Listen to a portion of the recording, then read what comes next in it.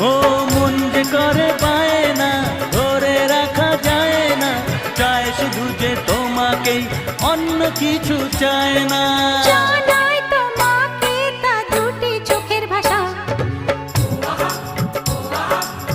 এই তো ভালোবাসা।